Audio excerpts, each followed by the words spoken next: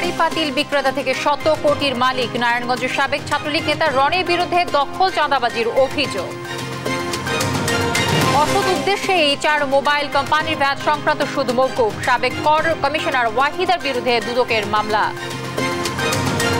ঘর পেল আরও 18,500 পরিবার। গৃহ ও ভূমিহীন মুক্ত 58 জেলা। ঘূর্ণিঝড়ে ক্ষতিগ্রস্তের ঘর দিবেন প্রধানমন্ত্রী।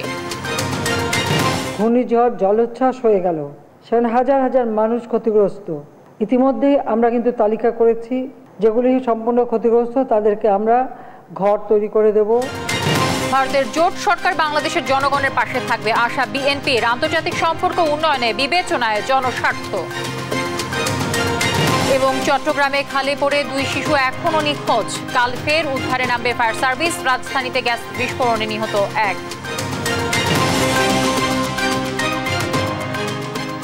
দর্শক, সংবাদ প্রাতে শুনছিলেন এসটিএমটি বার সংবাদ শিরোনামগুলো। সঙ্গে রয়েছে আমি তানজিয়া জুথি। এবার বিস্তারিত। একসময় ছিলেন হাঁড়ি পাতিল বিক্রেতা, এরপর ছাত্রলীগের রাজনীতিতে জড়িয়ে এখন শত কোটি টাকার মালিক। মাত্র কয়েক বছরে আঙুল ফুলে কলা গাছ হয়েছেন নারায়ণগঞ্জ জেলা ছাত্রলীগের সাবেক সহ সভাপতি সোহাগ রনি। তার বিরুদ্ধে অভিযোগ জমি দখল, চাঁদাবাজি, টেন্ডারবাজি, ইপিজেটের ঝুট ব্যবসা নিয়ন্ত্রণ আর আধিপত্য বিস্তার করে গড়েছেন এ সম্পদ। সহকর্মী বিল্লাল হোসাইনের রিপোর্ট জানাচ্ছেন আমাদের আরেক সহকর্মী টুম্পা আফরোজ। নৌকা সোনারগাঁয়ে থাকছে, নৌকা থাকবে ইনশাআল্লাহ। 7 জানুয়ারি এই শম্ভুপুরা থেকে বিপুল ভোটে নৌকার জয় নিয়ে আমরা জননেত্রী শেখ হাসিনাকে উপহার দিব। 2011 সালে নারায়ণগঞ্জ জেলা ছাত্রলীগের সহসভাপতি ছিলেন সোহাগ রনি।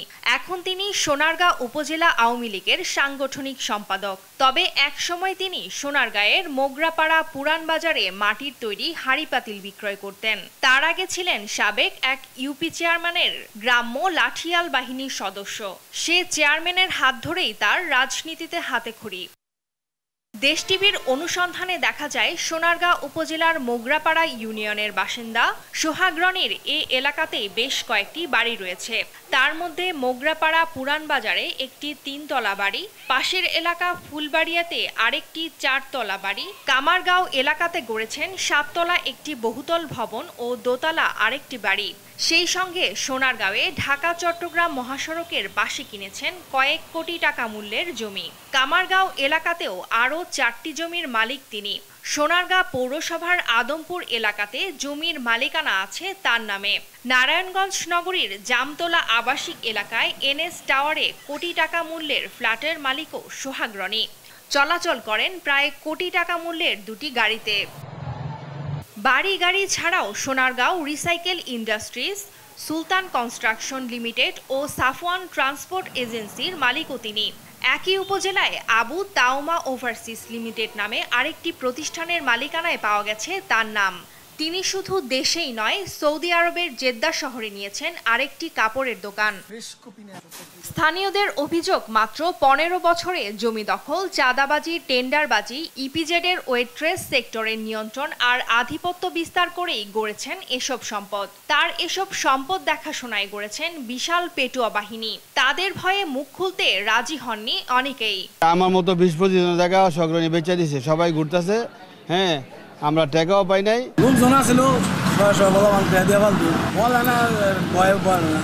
আগে জায়গা সব দর করে নিয়ে আবার উপরট করে কোম্পানি থেকে টাকা পয়সা নিয়ে পাবলিকে না দিয়া একচেটিয়া সে সব টাকা আত্মসাৎ করছে। আমার ছেলে ব্যবসা করতো, বিএস পাস, পাশাপাশি একটু ব্যবসা করছে। ভাসি আমার যেমন বুকটা খালি করছে, হ্যারমার বুকটা খালি করে। সাবেক ছাত্রলীগ নেতা রনির এমন অপকর্মে বিব্রত জেলা আওয়ামী লীগও। নেতারা বলছেন তার বিরুদ্ধে নেওয়া হবে দলীয় ব্যবস্থা। শুধু সোনারগাঁয়ে না, এটা সারা দেশে আমরা দেখতে পাচ্ছি। এটা সম্পূর্ণভাবেই আমি আশা করি আমাদের কমিটিটা হলে এটা যাতে না হয় এ বিষয়ে অবশ্যই আমরা যত্নবান হব। সম্পদের কথা স্বীকার করলেও বৈধ পথেই উপার্জনের দাবি সাবেক ছাত্রলীগ নেতা সোহাগ রনির। সব মিলে ধরেন আপনার 8-10 কোটি টাকার মালিক হতে পারে। মানুষ অনেক কিছু বলে। সোহাগ রনি এখানে জমি জোর করে আমাদেরকে দখল করে আমাদের টাকা দেয় নাই বা আমাদের জোর করে জমি নিয়ে গেছে, এরকম ধরনের কোনো প্রমাণ কিন্তু নির্বাচনের আগে আমার বিরুদ্ধে কেউ মানববন্ধনও করে নাই আর আমার বিরুদ্ধে বলেও নাই। শীতের মধ্যে গোসল করে আমরা ফজর নামাজ পড়ছি, ওই ঘরের সন্তান আমরা। অতএব আমরা রাজনীতি করতে গেলে অনেক ধরনের মন্তব্য করবি। সুশাসনের জন্য নাগরিক সুজন বলছে, রাতারাতি শত কোটি টাকার মালিক বনে যাওয়াদের বিরুদ্ধে দুদককে অবশ্যই ব্যবস্থা নিতে হবে। যদিও দুদক বলছে অভিযোগ পেলে অনুসন্ধান করবে তারা। আমরা দাবি করব অনতিবিলম্বে দুদক নামে যে সংগঠন আছে তারা যেন তাদেরকে ধরে এই ধরনের টাকা অর্জন করছে তাদের বিরুদ্ধে যেন এই ধরনের অভিযান অনতিবিলম্বে শুরু হয়। দুদকের কাছে যে কেউ অভিযোগ করতে পারে, আমরা এগুলো হেডকোয়ার্টার পাঠিয়ে দিই, হেডকোয়ার্টার থেকে অনুমোদন সাপেক্ষে আমরা ব্যবস্থা করি। দলীয় পরিচয় ব্যবহার করে অঢেল সম্পদের মালিক রনির বিরুদ্ধে ব্যবস্থা নেয়ার দাবি জানিয়েছেন জেলা আওয়ামী লীগের নেতাকর্মীরা। নিউজ ডেস্ক, দেশ টিভি। সাবেক কর কমিশনার ওয়াহিদা রহমানের বিরুদ্ধে 4 মোবাইল অপারেটর কোম্পানিকে অসৎ উদ্দেশ্য এবং ক্ষমতার অপব্যবহার করে 152 কোটি টাকা অপরিশোধিত সুদ মওকুফ করার অভিযোগে মামলা করেছে দুর্নীতি দমন কমিশন। দুপুরে সংবাদ সম্মেলনে দুদক সচিব খোরশেদা ইয়াসমিন জানান, বিভাগীয় তদন্তে অপরাধ প্রমাণিত হওয়ায় তার বিরুদ্ধে এ মামলা। মাজহারুল ইসলাম জানাচ্ছেন বিস্তারিত। শীর্ষস্থানীয় 4 মোবাইল কোম্পানি গ্রামীণফোন, রবি, বাংলালিংক ও এয়ারটেলকে 152 কোটি টাকার বেশি পরিমাণ অপরিশোধিত সুদ মওকুফ করেন সাবেক কর কমিশনার ওয়াহিদা রহমান। 16টি নথির মূল বিষয়গুলো ছিল স্থান ও স্থাপনার ভাড়ার উপর প্রযোজ্য ভ্যাট আদায় সংক্রান্ত। কিন্তু কমিশনার ওয়াহিদা রহমান ক্ষমতার অপব্যবহার করে একক নির্বাহী আদেশে ভ্যাট আদায় না করার সিদ্ধান্ত নেন। এমন সিদ্ধান্তে তিনি ব্যক্তিগতভাবে লাভবান হলেও আর্থিক ক্ষতি হয়েছে রাষ্ট্রের। দায়িত্বে থাকা অবস্থায় ওয়াহিদা রহমানের ক্ষমতার অপব্যবহার এবং অপকর্মের তদন্তে কমিটি গঠন করে কর কমিশন। তদন্তে দোষী সাব্যস্ত হয় তার নথিপত্র দুদকে পাঠালে মামলা করে দুর্নীতি বিরোধী এই সংস্থাটি। মামলার অভিযোগে বলা হয়, বিশ্বাস ভঙ্গের মাধ্যমে সরকারের আর্থিক ক্ষতি করে 1947 সালের দুর্নীতি প্রতিরোধ আইনে শাস্তিযোগ্য অপরাধ করেছেন ওয়াহিদা রহমান। আইনের ব্যত্যয় ঘটিয়ে অসৎ উদ্দেশ্যে ক্ষমতার অপব্যবহার করে এখতিয়ার বহির্ভূতভাবে 16টি নথিতে 4টি মোবাইল অপারেটর কোম্পানি অপরিশোধিত সুদ বাবদ পাওনা 152,89,390 টাকা মওকুফ করে সরকারের আর্থিক ক্ষতি সাধন করেছেন। তিনি ক্ষমতার অপব্যবহার এবং অপরাধজনক বিশ্বাসভঙ্গের মাধ্যমে এই বিপুল পরিমাণ অর্থ আত্মসাৎ করে দণ্ডবিধির 218/409 ধারা এবং 1947 সালের দুর্নীতি প্রতিরোধ আইনের 5(2) ধারায় শাস্তিযোগ্য অপরাধ করায় তার বিরুদ্ধে দুদক সজেকার ঢাকা 1-এর মামলা নম্বর 9 আজ 11 জুন 2024 তারিখে রুজু করা হয়। দুদক সচিব আরও জানান, কর মওকুফের বিনিময়ে মোবাইল অপারেটরগুলো থেকে আর্থিক কোনো সুযোগ সুবিধা নিয়ে থাকলে তদন্ত সাপেক্ষে তারও ব্যবস্থা নেওয়া হবে। যেহেতু সরকারের আর্থিক ক্ষতি করা হয়েছে, সেই জন্যই তার বিরুদ্ধে ব্যবস্থা নেওয়া হচ্ছে। তদন্তকালে সেটি সবকিছু এইসব বিষয়গুলো আশা করি এসে যাবে। সরকারি বিভিন্ন সংস্থা ওয়াহিদা রহমানের বিরুদ্ধে তদন্ত করে দুর্নীতির প্রমাণ পেয়েছে বলে জানান দুদক সচিব। মাজহারুল ইসলাম, দেশ টিভি, ঢাকা। ঘূর্ণিঝড় রিমালে ক্ষতিগ্রস্তদের ঘর তৈরি করে দেওয়ার কথা জানিয়েছেন প্রধানমন্ত্রী শেখ হাসিনা। গণভবন থেকে ভিডিও কনফারেন্সের মাধ্যমে আশ্রয়ণ প্রকল্পের আওতায় জমিসহ আরও 18,566 ঘরের দলিল হস্তান্তর কার্যক্রম উদ্বোধন অনুষ্ঠানে তিনি এসব বলেন। এর মধ্য দিয়ে দেশের 58টি জেলা এবং 464টি উপজেলা ভূমি ও গৃহহীন মুক্ত হল। পুনর্বাসিতরা আত্মমর্যাদা বোধ ফিরে পেয়েছে বলে মন্তব্য করেন প্রধানমন্ত্রী। আরও জানাচ্ছেন মাহমুদ হাসান। আশ্রয়ণ প্রকল্প 2-এর আওতায় পঞ্চম পর্বের দ্বিতীয় ধাপে লালমনিরহাট, কক্সবাজার ও ভোলার গৃহ ও ভূমিহীন 18,566টি পরিবার পেল প্রধানমন্ত্রীর উপহার জমির মালিকানা সহ ঘর।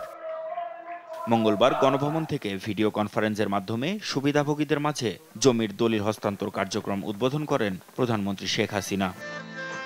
আশ্রয়ণ প্রকল্পে পুনর্বাসিতদের মাঝে আত্মবিশ্বাস, আত্মমর্যাদা বোধ ফিরে এসেছে বলেও মন্তব্য করেন প্রধানমন্ত্রী। বলেন, বঙ্গবন্ধুর স্বপ্ন বাস্তবায়নে জনগণের সেবক হিসেবে কাজ করছে আওয়ামী লীগ সরকার। আমরা এসে জনগণের সেবক হিসেবে আমাদের যাত্রা শুরু করি।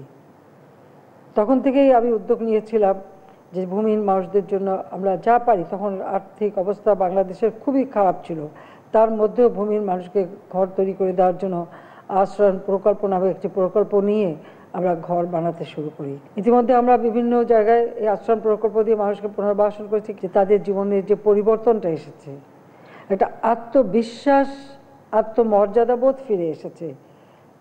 একটি দেশকে উন্নত করতে হলে এটা সবথেকে বেশি প্রয়োজন।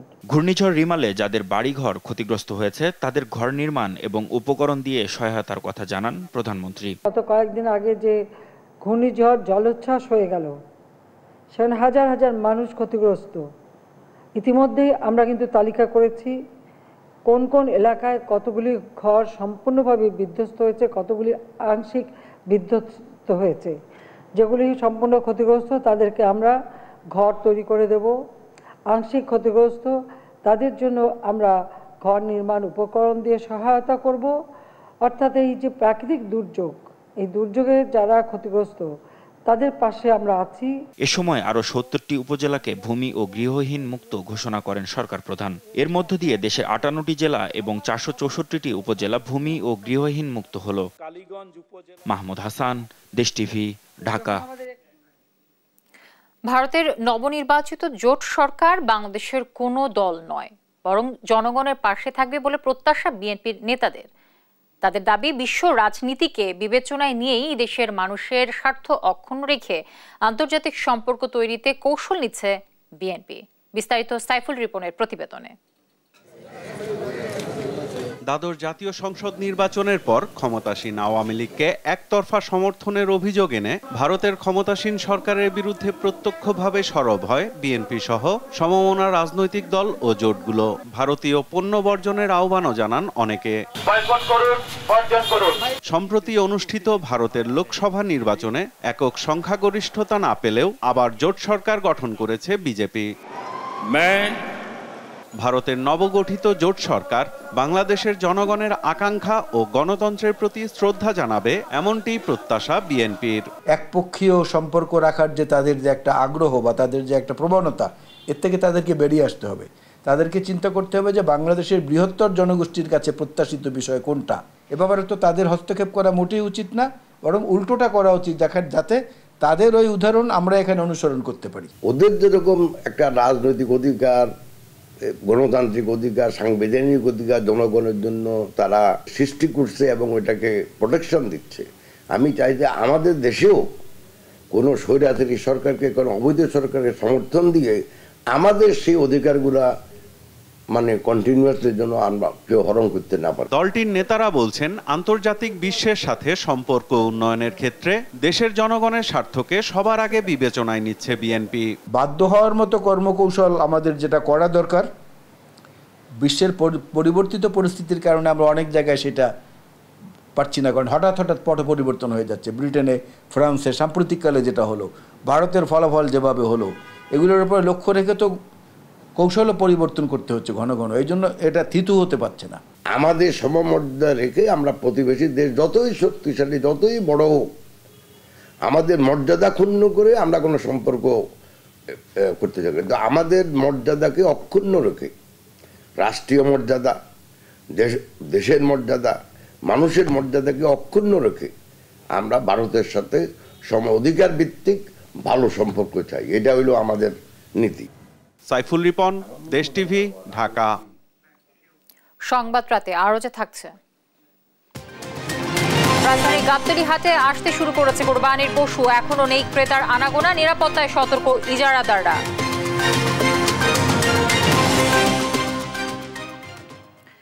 কলকাতায় নির্মমভাবে হত্যার শিকার এমপি আনার চোরাচালানের সাথে যুক্ত ছিলেন এমন কথা কখনো বলেননি বলে দাবি করেছেন স্বরাষ্ট্রমন্ত্রী আসাদুজ্জামান খান কামাল। দুপুরে রাজারবাগ পুলিশ লাইন্সে এক অনুষ্ঠান শেষে সাংবাদিকদের প্রশ্নের জবাবে কথা বলেন তিনি। আমাদের পক্ষ থেকে কোনোদিন বলা হয়নি যে চোরাচালানি কোনো রাজনীতি। আমরা সবসময় বলে আসছি, এমপি আমাদের ওই এলাকাটা একটা সন্ত্রাস কবল এলাকা, ওখানে কি হয়েছে সত্যিকারের ঘটনা সেটা আমাদের জানতে হবে। আমরা এখন তদন্ত করছি, তদন্তর পরে আপনাদেরকে জানাবো। পুলিশের ট্রেনিংয়ের সময় এই মানসিক স্বাস্থ্য নিয়ে তাদেরকে বিস্তারিতভাবে কয়েকদিন তাদের পরামর্শ দেওয়া হয়, ট্রেনিং দেওয়া হয়, যাতে তাদের মেন্টাল স্ট্রেসটা তাদের মানে কম থাকে। সেই জন্য তাদের একটা কোর্স মানে 2-1 দিনের একটা কোর্স চলে, এবং সেই ব্যাপারে আমাদের এই যে ঘটনা ঘটছে এইটার কারণ এবং এটা কিভাবে ভবিষ্যতে আমরা কিভাবে যাব সেইটা নিয়ে আমরা আমাদের আইজিপি সাহেব রিসার্চ করছেন। চট্টগ্রামের চাকতাই খালে পড়ে এখনো নিখোঁজ 2 শিশু। প্রায় 4 ঘন্টা অভিযান চালিয়েও উদ্ধার করতে না পেরে রাত 8:30টার দিকে অভিযান স্থগিত করে ফায়ার সার্ভিস। চট্টগ্রাম ফায়ার সার্ভিসের উপসহকারী পরিচালক আব্দুল্লাহ জানান, আগামীকাল সকালে আবার অভিযান চালানো হবে। জানা যায় বিকেল 4টার দিকে চাকতাইয়ের সুইস গেট এলাকায় নিখোঁজ হয় ওই 2 শিশু। খবর পেয়ে এরপর ফায়ার সার্ভিস ও ডুবুরি দলের 2টি ইউনিট উদ্ধার অভিযানে নামে। প্রত্যক্ষদর্শীরা জানিয়েছেন ওই 2 শিশু ককশিট নিয়ে খেলা করছিল পানিতে। এক পর্যায়ে তারা পানিতে তলিয়ে যায়। তবে এখন পর্যন্ত নিখোঁজ 2 শিশুর পরিচয় জানা যায়নি, মেলেনি তাদের পরিবারের কারো সন্ধানও।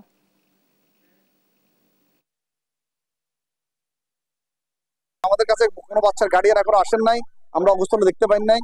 বাট স্থানীয় জনগণ যেহেতু আমাদেরকে মেসেজ দিয়েছেন বা জনশ্রুতি অনুসারে আমরা আমাদের উদ্ধার কার্যক্রম চালাচ্ছি। জোয়ারের কারণে, বাড়ার কারণে যেখানে পড়েছেন সেখানে আছেন কিনা না এরা সামনে চলে রাখছেন সেই ধারণাকে লেখে আমরা কিন্তু অনেক দূরে আমরা আমাদের ডুবুরে কাজ করছি। আপনারা দেখছেন সে লাইফ লাইনের মাধ্যমে আমরা কাজ সার্চ করে দেখছি আসলে কি আছেন কিনা এখানে।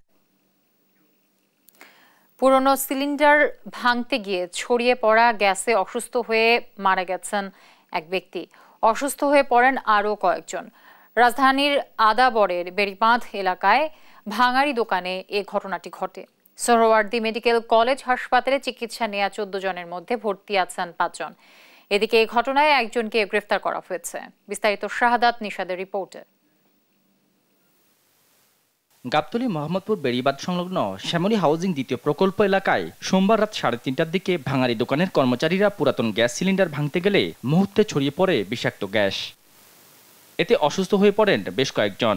চোখ জ্বলছে, আমি মনে করছি ঘুম কম হচ্ছে, আমি বাথরুমে যাওয়া লাগছে, তখন আর খুঁজে পাচ্ছি না বাথরুম, তখন সোজাই ছিঁড়ে ওই আমি বেড়িবাঁধে উঠছি। রাত মানে 3টার সময় ওই সিলিন্ডারের মাথায় বাড়ি দিয়েছে, বাড়ি দিলে ওটা লুজ হয়ে গেছে, গ্যাস বাইরে আনতেছে। তখন একটা ঘেরান আসি গেছে, তখন মানে বুকের পরপরই উঠে গেছে। হ্যাঁ, উঠার পরে তখন কে কায় দৌড় মারলো নিজের জীবন ধরে আমিও তখন ওখানে হাট ফেলে ওখানে পড়ে গেছিলাম। ওরা সবাই বলতেছে আমাদেরকে বাঁচাও, আমাদেরকে বাঁচাও, মানে এরা নিঃশ্বাস নিতেছে আর বলতেছে, কেউ পারতেছে, কেউ নিতেছে, কেউ হুয়া পড়তেছে। এভাবে 13-14 জন তারা আহত হয়ে গেছে। ভাঙাড়ি দোকানীদের অসাবধানতায় এমন কর্মকাণ্ডে শাস্তির দাবি করেন সাধারণ মানুষ। দোকান এক জায়গায় ভাঙছে আর আরেক জায়গায়, তা ও সচেতন হিসাবে আরেকজনের ক্ষতি করলো, হয়তো কঠোর ব্যবস্থা নেওয়া উচিত সরকারের। কি বলবো, এদের সাজা দেওয়াই উচিত, কেননা এরা যেখানে সেখানে এরকম কাজ করে। এ ঘটনায় কবির হোসেন নামে একজনের মৃত্যু হয়েছে, আর অসুস্থরা চিকিৎসা নিচ্ছেন সোহরাওয়ার্দী মেডিকেল কলেজ হাসপাতালে। কার্বন মনোক্সাইড গ্যাসের বিষক্রিয়ার কারণে এ ঘটনা ঘটতে পারে বলে জানান হাসপাতালের পরিচালক। আমাদের এখানে এখন পর্যন্ত 14 জন রোগী চিকিৎসা নিয়েছেন, যার 9 জন চিকিৎসা নিয়ে বাসায় চলে গেছেন। 6 জন আমাদের এখানে ভর্তি আছেন। 6 জনের মধ্যে একজন আশঙ্কাজনক ছিল। এই রোগীকে পর্যাপ্ত অক্সিজেন এবং রেসপিরেটরি গ্যাস সাপ্লাই দিয়ে সেই রোগীটাকে রিস্টোরেশন অর্থাৎ পুনরুদ্ধার করা হয়েছে। রোগীগুলো আশা করি এখন সব রোগীগুলো আশঙ্কামুক্ত আছে। এই ঘটনায় দোকানের মালিকের ছেলেকে গ্রেফতার করা হয়েছে। একই সাথে সিলিন্ডারটি নিষ্ক্রিয় করে ডিএমপির বোম ডিসপোজাল ইউনিট। শাহাদাত নিশাদ, দেশ টিভি, ঢাকা। আওয়ামী লীগ সরকার দুর্নীতিবাজ তৈরি করছে বলে মন্তব্য করেছেন বিএনপি মহাসচিব মির্জা ফখরুল ইসলাম আলমগীর। তিনি বলেন, আজিজ বেনজিরদের দুর্নীতির দেশে পরিণত হয়েছে বাংলাদেশ। তলানিতে ঠেকেছে দেশের অর্থনৈতিক অবস্থা। মঙ্গলবার মানিকগঞ্জ মুন্নু সিটিতে জিয়াউর রহমানের 43তম শাহাদাত বার্ষিকী উপলক্ষে এ কথা বলেন মির্জা ফখরুল।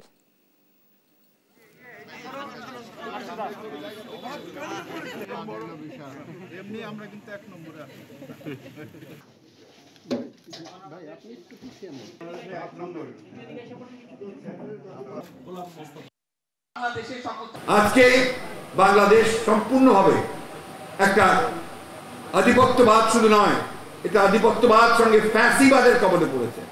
যারা আজকে বাংলাদেশকে শাসন করছে এদের সঙ্গে জনগণের কোনো সম্পর্ক নেই, এরা জনগণ থেকে সম্পূর্ণ বিচ্ছিন্ন। তাই আজকে তারা এই নির্বাচনকে বাদ দিয়ে তারা তাদের মতো করে সেই নির্বাচন করছে, যে নির্বাচন জনগণ 7 তারিখে বর্জন করেছে, কেউ ভোট কেন্দ্রে যায়নি। সাবেক রাষ্ট্রপতি ইয়াজ উদ্দিন আহমেদ রাষ্ট্রপতির দায়িত্বে থাকা অবস্থায় তত্ত্বাবধায়ক সরকারের প্রধান বানিয়ে একই সাথে দ্বৈত দায়িত্ব দিয়ে তত্ত্বাবধায়ক সরকার সিস্টেম ধ্বংস করেছিল বিএনপি। বিএনপি নির্বাচন ছাড়াই ক্ষমতায় যেতে চায় বলেও অভিযোগ করেন আওয়ামী লীগ নেতারা। বিস্তারিত ইফতেখার রেজা রিপোর্টে থাকছে। রাজধানীর তেজগাঁওয়ে ঢাকা জেলা আওয়ামী লীগ কার্যালয়ে দলের সভাপতি প্রধানমন্ত্রী শেখ হাসিনার কারামুক্তি দিবস উপলক্ষে আয়োজন করা হয় আলোচনা সভা। দলের নেতারা বলেন, শেখ হাসিনাকে রাজনীতি থেকে মাইনাস করার ফর্মুলা নিয়েই 2007 সালে তাকে গ্রেপ্তার করে তত্ত্বাবধায়ক সরকার।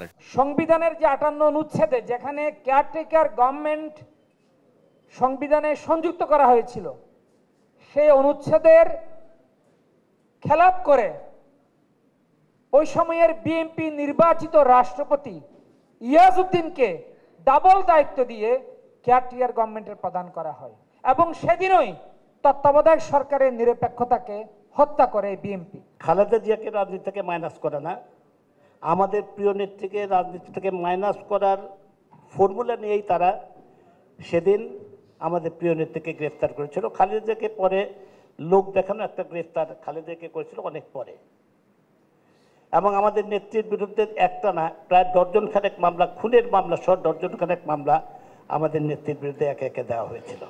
বিএনপির নির্বাচনে অংশগ্রহণ না করার সমালোচনা করে মুক্তিযোদ্ধা বিষয়ক মন্ত্রী আ.ক.ম মোজাম্মেল হক বলেন, ফলাফল খারাপ হবে জেনেও দেশের মানুষের কল্যাণের কথা ভেবে অতীতে বারবার নির্বাচনে গেছে আওয়ামী লীগ। বঙ্গবন্ধুকে হত্যা করার পর জানি জিয়াউর রহমানের সময় ইলেকশনের ফলাফল কি হবে, আমরা ইলেকশনে গেছি। এরশাদের সময় আমরা ইলেকশনে গেছি প্রতিবাদ হিসাবে, জনগণকে ধরে রাখার জন্য, জনগণের কাছে আমাদের কথা পৌঁছানোর জন্য, এবং 2001 সালে যে মেকানিজম করে তারা নিয়ে গেল, আমাদের বিজয় ছিনতাই করলো, এগুলো জেনে শুনেই আমরা ইলেকশনে যেতাম। কারণ জনগণকে ধরে রাখতে হবে, সংগঠনকে বড় করতে হবে, ঐক্যবদ্ধ রাখতে হবে। বিএনপি নির্বাচন ছাড়া ক্ষমতায় আসতে চায় বলেও মন্তব্য করেন আওয়ামী লীগ নেতারা। ইফতেখার রেজা, দেশ টিভি, ঢাকা। সংবাদ সন্ধ্যায় আরো থাকছে। আদিবাসী সহ প্রান্তিক মানুষের জীবন মান উন্নয়নে বাজেটে বিশেষ বরাদ্দের দাবি, বেশি হারে ভ্যাট আরোপের অভিযোগ।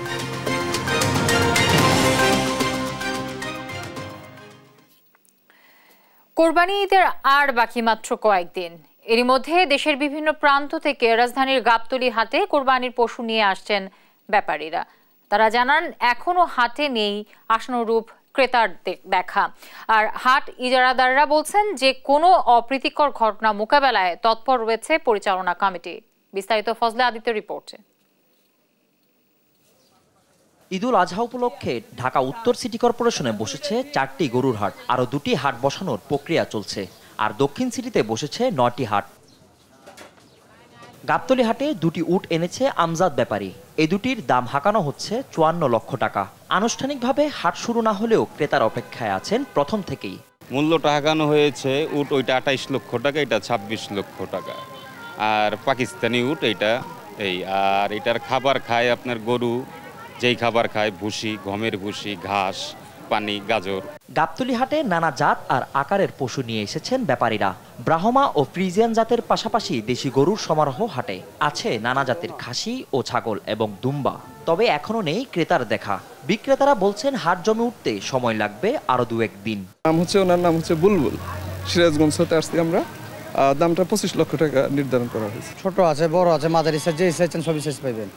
আর ক্রেতা এখনো নামেন, আপনার ক্রেতা আপনি বুধবারের পরে থেকে নামবে।